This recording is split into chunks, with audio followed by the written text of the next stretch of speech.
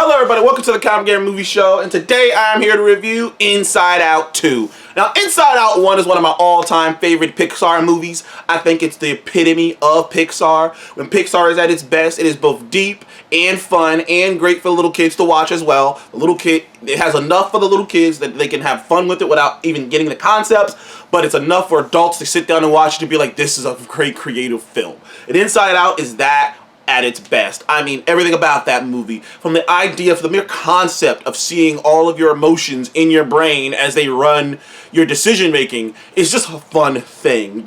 All the inside jokes, all of it, and just growing up. And because the whole first Inside Out was about growing up, and when you start growing up, there are certain aspects of yourself that you have to let go. And that was great about that movie.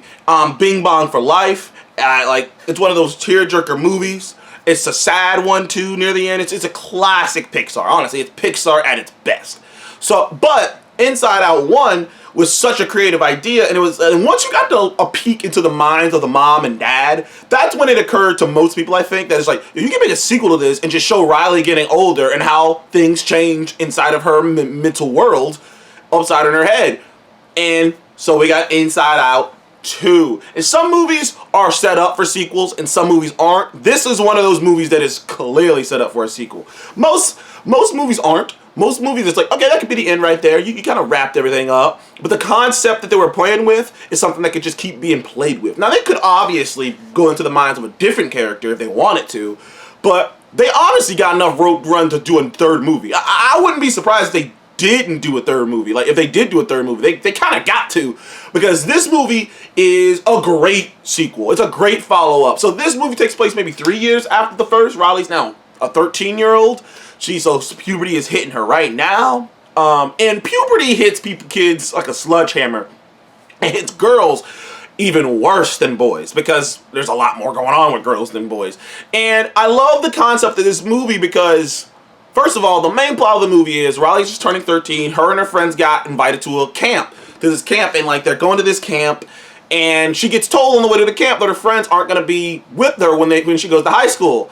So she's going through puberty, and she's not going to have her friends to help her out, and she's going to have to make new friends, and she's scared, and she wants to impress people, and all of these emotions and all these stuff is happening as she's going through puberty. And when you go through puberty, concepts start happening, because this movie has this whole concept where when you hit a certain age, you start building an identity of yourself. You know what I mean? When you're a kid, when you're a little kid, dude, you don't give a fuck, dude. When you're like 5 to 8, maybe even 9, you're just like, I don't care. I'm just here, dude. Everything you feel is how you feel in the moment you feel it. You say you hate your mom, because in that moment you do hate your mom. You say you love your mom, because in that moment you do love your mom. You just say shit. You're just living in the moment. All your emotions are so raw. All your emotions are so.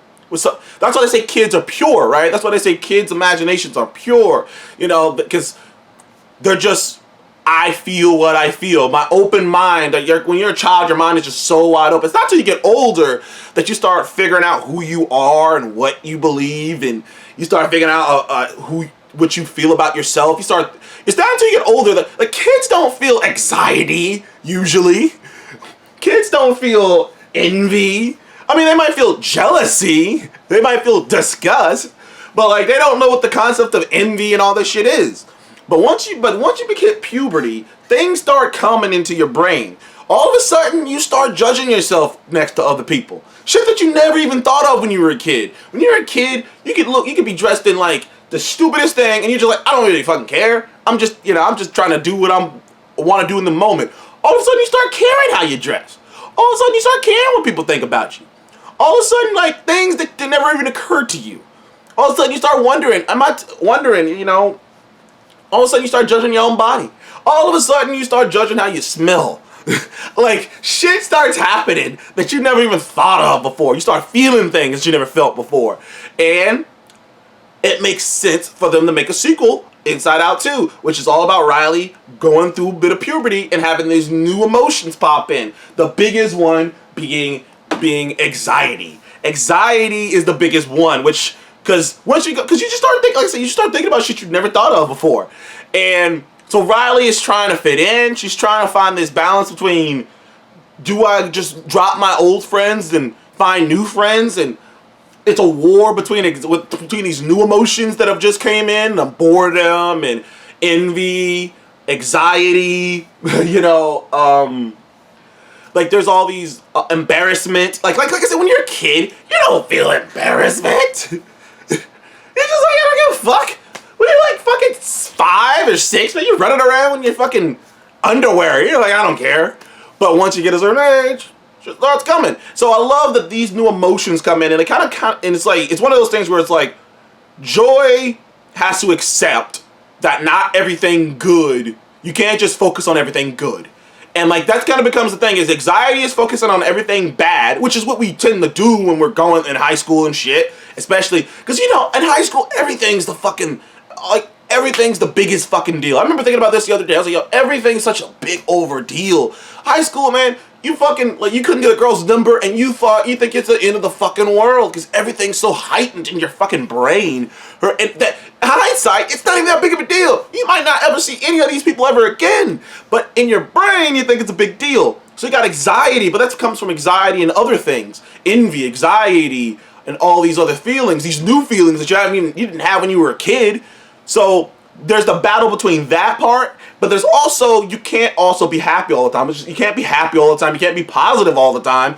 You have to accept bad and good, and there's this beautiful story of that. Now the movie just came out, so I really don't want to get into the details of how the story goes down, but I will tell you this, it was a beautiful sequel, and it was another great view into the psyche of someone growing up, of the changes that happens to not only your body but your mind. Like Turning Red probably was more focused on the changes to your body, but this was more focused on the changes to your mind that happens when you're going through puberty. This is about the mind, about the thought that goes to your brain, about how you feel certain things you never felt before. You feel overwhelming feelings that you never felt before. And having to deal with that, like, am I a good person? Am I a bad person? Like I say, things that you never had to fucking think about before.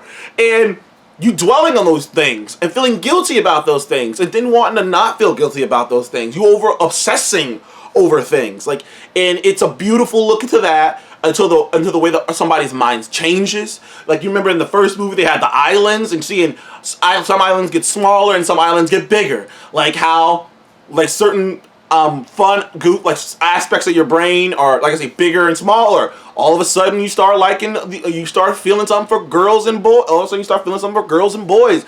That wasn't even a concept to you when you were a tiny one. When you're like 5 or 6 or 8, you didn't even give a shit about girls and boys. You're just like, we're just all people. Then all of a sudden puberty kicks in. All of a sudden, man, like, you start caring about girls and boys. You start caring about their opinions of you and shit. Start having crushes and shit. Like, things just change quick and in a hurry. But you can't let anxiety take over your entire thinking. You can't, because like, it's beautiful too, because they showed how someone could become shallow. You can become shallow and fake when you let how other people feel about you completely dictate everything you do. That's when you become shallow and fake and kind of a psychopath, really. Although there's a correlation to success, because while anxiety was kind of the villain of the movie, sorta, in the end, anxiety is a necessary tool, because it gets you to push yourself to your limits. Because in the end, Riley did push herself and became better because of her new emotions, but she needs to, there's a balance. That was basically the movie. That's basically just the movie. You need to find balance between caring what people think and not giving a fuck and being true to yourself. But you gotta have a balance, because if you just don't give a fuck about anything, then you're gonna be a lonely motherfucker sitting by yourself in a house, okay? But you can't care too much, because then you become a phony motherfucker. So there's like this interesting balance you have to find inside yourself, and that's basically the whole movie, is Riley trying to find the balance. And particularly the many fucking characters in her brain trying to accept one another and having a hard time fighting over control until they finally can fucking accept one another and accept that we need each other. Like, we need all these emotions. Like, we need all these emotions. We need to focus on the good and the bad. You got to figure out who you're gonna be. So it is very fascinating. It's a very fun movie. I don't think it's as great as the original, but it's damn near as. I'd give this a 9 out of 10, man. Inside Out 2, hell of a time in theories. Anyways, thank you guys for joining the Comedy Movie Show. Please remember to like and subscribe. I'll see you guys on the next one. Goodbye.